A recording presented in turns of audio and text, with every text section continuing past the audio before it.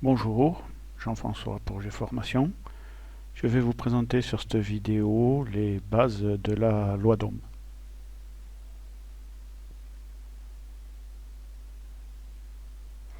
Alors la loi d'Ohm, qu'est-ce que c'est? Eh bien en fait c'est une loi qui a été définie et trouvée par Monsieur Ohm. Monsieur Ohm, un physicien allemand, qui a voulu travailler sur une découverte d'un de ses contemporains qui s'appelait Alessandro Volta, l'Italien qui a découvert la pile électrique.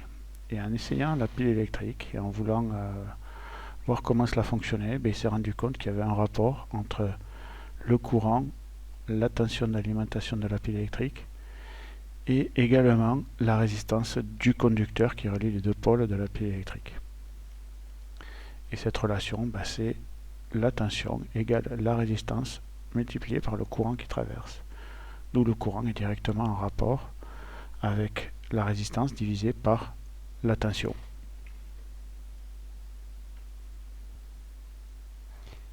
Alors, cette loi d'Ohm, écrit, ça ressemble à quoi? Eh bien voilà, U égale RI, donc je viens de le dire, rien de compliqué. Donc U est la tension au bord de la résistance, traversée par le courant. R est la valeur de la résistance, et I est le courant qui traverse donc cette résistance. Attention aux unités. U est en volts, R est en ohms, et I en ampères. Cette loi est vraie tout le temps en courant continu. Il faut se rappeler que Ohm a fait ses tests avec la pile de Volta qui fournissait que du courant continu. Donc elle est valable en courant continu. En courant alternatif sous plusieurs conditions. Donc ces conditions, c'est simplement que le circuit électrique ne doit être composé que de résistance. Ce qui en électronique est à peu près faisable, dans la vie de tous les jours n'existe pas. Il ne faut pas une capacité, il ne faut pas d'inductance, donc pas de condensateur et pas de bobine. Donc pas de télévision, pas de radio, pas d'éclairage en fluo compact, en tube fluo, pas d'éclairage à LED, pas d'ordinateur, pas d'imprimante, rien. Uniquement à la limite de la lampe incandescente, et encore c'est pas forcément vrai.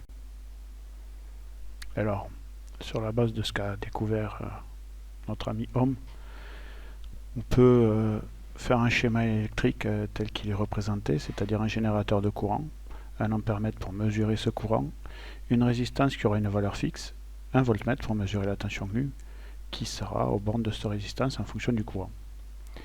Et on voit que, par l'expérience, on voit que sur une résistance d'un ohm, si on a un courant de 5 ampères, eh bien on va avoir une tension de 5 volts sur les bornes de la résistance. Si on a un courant de 2 ampères, on aura 2 volts.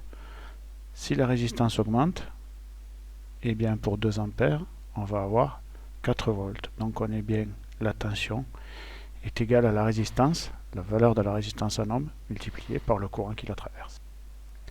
De plus, quel que soit le circuit complexe ou pas de résistance, et uniquement de résistance, en série, en parallèle, la tension sera la tension qui serait appliquée à la résistance équivalente du circuit plus ou moins complexe. Là, on a plusieurs résistances, donc on en a 6.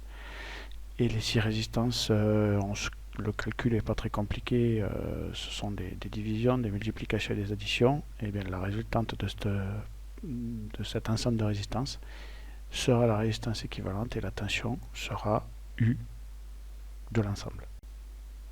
Alors, en courant alternatif, les schémas électriques sont les mêmes, les résultats sont les mêmes, les appareils de mesure sont faits pour de l'alternatif évidemment.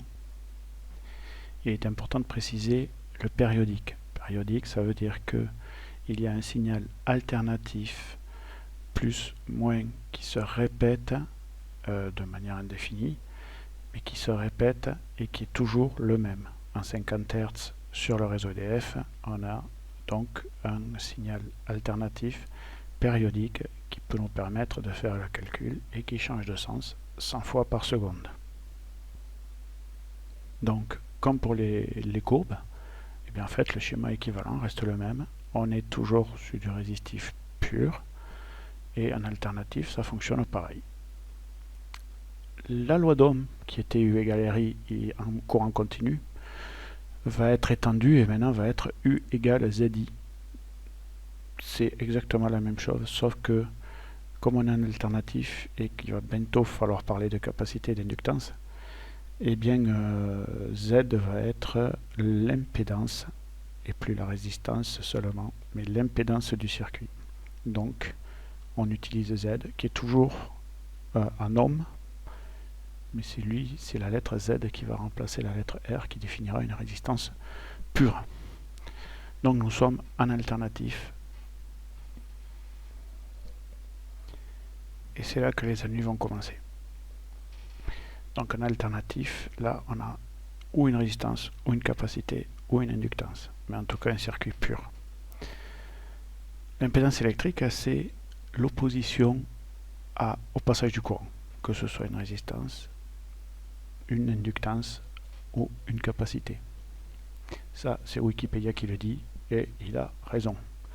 Donc le calcul d'une impédance en circuit alternatif périodique sur une résistance parfaite, et ben, Z qu'on a vu U égale ZI, ben, c'est égal à R.